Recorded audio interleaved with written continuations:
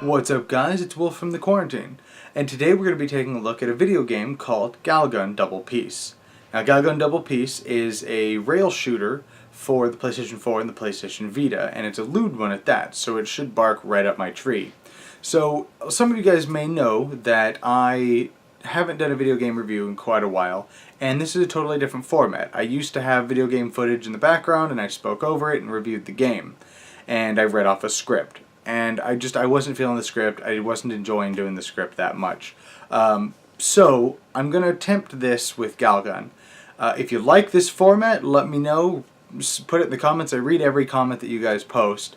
So put it in the comment. Let me know if you want me to keep doing this, if you like this, or if you want me to maybe try something new, or if you want me to go back to scripting, because I mean, I guess I can. I just probably won't do a whole lot of video game reviews. I'll just do one here and there. So let me know what you think in the comments. So anyways, let's go ahead and dive kind of into the review. And again, this is all kind of experimental, so sorry if it's a little rough around the edges. I'm just kind of trying all this out. Alright, so we're going to start with story.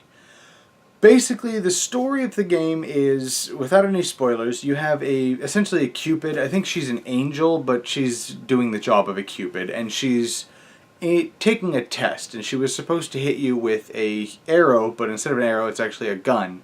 And she's supposed to be hitting you with it so you'll find true love.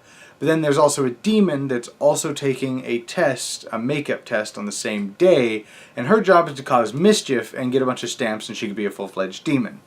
And hilarity ensues, and people screw up, and you get hit with, like, I think a 30 times bolt or something like that. So now, you are completely irresistible to every girl that's in the school that you're going to, including teachers, students, everybody. And apparently you go to an all-girl school and you're the only guy, is what it seems like. But that's essentially the story. So overall, the story is pretty funny sometimes.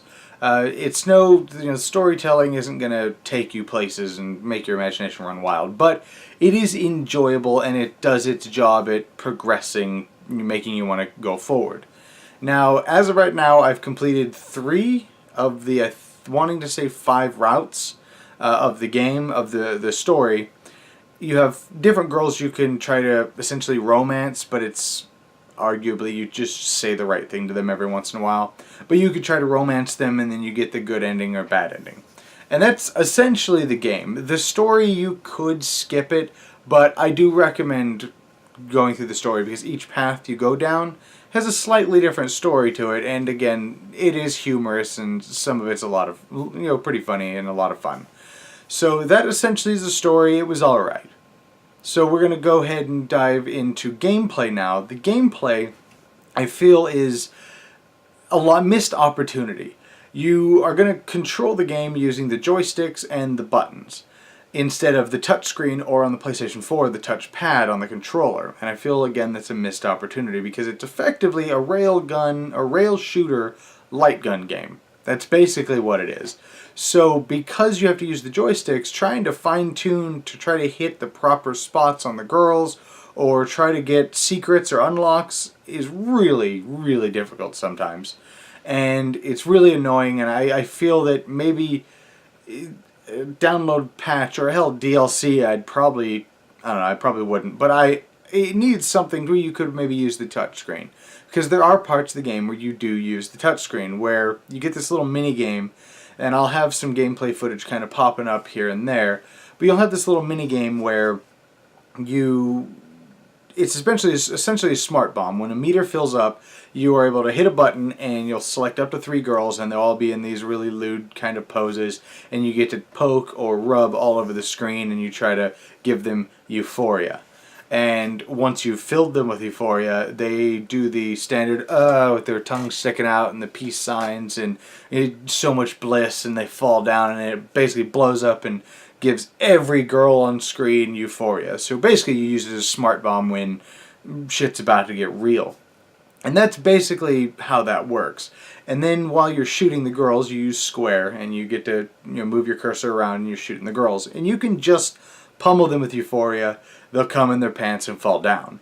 Or you can hit specific areas to the girl. Sometimes it's, it's head, chest, stomach, groin or legs, if I'm not mistaken. And if you hit him in that spot, if you highlight over it, you'll get a big thing that pops up, or a little thing that'll pop up. And if you shoot them there, it'll immediately give them euphoria. They'll fall down and they're gone, regardless of even if it's a teacher, which have a lot higher resistance to you.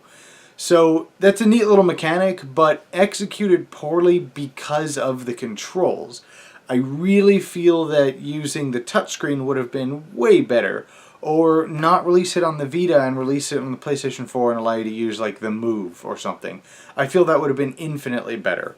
So I hated the controls. Once you get used to them, they're not bad, but I can't tell you how many unlocks, how many chains that I've broken because of the stupid controls. So now, whenever you do the perfect shot, I can't remember for the life of me what it's called, but when you hit a girl in their perfect spot and they fall down immediately, you start a chain of, I can't remember what it's called, but you start a chain. And the higher that chain goes, the better your score is going to be at the end, because effectively you're just trying to get points.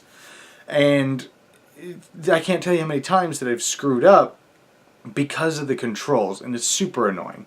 So but overall the gameplay, it's enjoyable, and I don't know how I want to go with that, because when I first played it, I really liked it. It's lewd. You can zoom in and you kind of see through the girls' clothing, so you can see like their bra underneath and their pantsuit, and you can even see one of them may have a bear on it, or one of them's got mixed match black and white underwear now, and stuff like that, and super lewd, definitely right up my alley. And I loved it. And I beat it the first 2 times, and I was like, okay, I played it on beginner, and I was like, okay, let's jock it up to hard. And I played it, and it's super difficult to do because of the way the controls are, and I started not liking it. And I was like, oh, whatever, screw this game, I'm done with it. And I was like, I need to review it at one point. And then I went back to it, even on hard, and I kept playing it, but I keep finding myself going back, and I am enjoying it in bursts. And it's really fun in short bursts, and again, super lewd, looking at pantsu all day. So, I don't really know how to feel about the gameplay. Overall, it's good once you get around the controls. It's entertaining, and it's a good time killer. Keep the volume down, because people are going to think you're watching porn. So, on that note, we'll go to the sound. The sound, as you all know, I don't put a lot of merit in sound. It's either good or it's bad. I don't or scratch that. It's either okay or it's bad. If it's doing its job, it's getting me immersed, and I'm not going to notice it too much. But if it's bad, it's definitely going to pull me out, and I'm going to notice that it's bad. So, Galgun's audio isn't bad at all. Like, the girls' moans and screams, and then the music that plays, and the sound effects, it's all perfectly fine. It all is very fitting. Again, if you're going to play it in public, keep your volume down, because people are going to definitely think you're watching some of that weird Japanese stuff. But overall, I mean, the sound does its job. Controls, I've kind of had this all out of whack. Controls I've already mentioned, they're awful, but they work once you get used to them. I was thinking about getting like a joystick extender. I don't know if they even make those for the Vita, and see if maybe that helps and makes it to where I can do fine movements or something. But the controls are really annoying, but once you get used to them, it's not too bad. So overall, I think that should be everything. So overall, do I recommend Galgun Double Peace? I would recommend for a sale, unless you totally want a lewd game that's got very, very, very light dating sim aspects. And when I mean very light, I mean like Persona, the Persona 3 and 4, they are very deep dating sims compared to this one. Like, you maybe select a couple things here and there and try to get the heart to max. But if you want a silly, lewd game to joke that you're shooting your spunk all over these girls and they're coming and falling to the floor, Galgun is for you, basically. So I really am enjoying it, and I keep finding myself going back, even though I didn't think that I would. Every time I'll play it for 2 or 3 days and go, okay, I'm done with this game, I'm going to go play something else. And then a couple days later I'll go, you know what, I'll be, maybe on break and go, you know what, let me pull out my Vita, I'll play a game or two of Galgun, and I have a blast with it when I do. And it's just a vicious cycle. I think I've probably logged 10-15 hours into Galgun. But anyways, that is my recommendation for Galgun. It's okay. I personally would say wait for a sale. It's not worth $40, but I need to mention one additional thing that's very important that I actually probably should have mentioned on maybe gameplay. The loading times for the PlayStation Vita is insane. They are ridiculous. Starting the game up takes close to 5 minutes. You'll launch the app, it'll sit there for a minute. I'll probably actually have the video up here while I'm talking about it. You'll hit it, it'll pop up, and it'll take about 5 minutes to load, and then it has to take another 10 seconds or so to make sure there's no DLC, and then load. And then everything you do in the game does have a loading screen, so you gotta sit there and wait. So like each individual girl that you see in the background that you can shoot and whatnot, you can change all of their stuff, but you have to go through a loading screen every single girl, every time you change to a new thing, every time you go, okay, what do I want on her head? Okay, now let's go to her head, her chest. Okay, loading screen for a second. Okay, now let's change it to this. Loading screen, well, it loads that. Okay, I like that. Let's go to her shoes. Okay, loading screen. And it's super annoying. So that is definitely something to take note of, because I don't know if that is a problem on the PlayStation 4 version, but it's definitely an issue with the Vita version, and I've seen it, a lot of other people had mentioned it, so it's not just me. Anyways, I know this video was all chewed up and all over the place.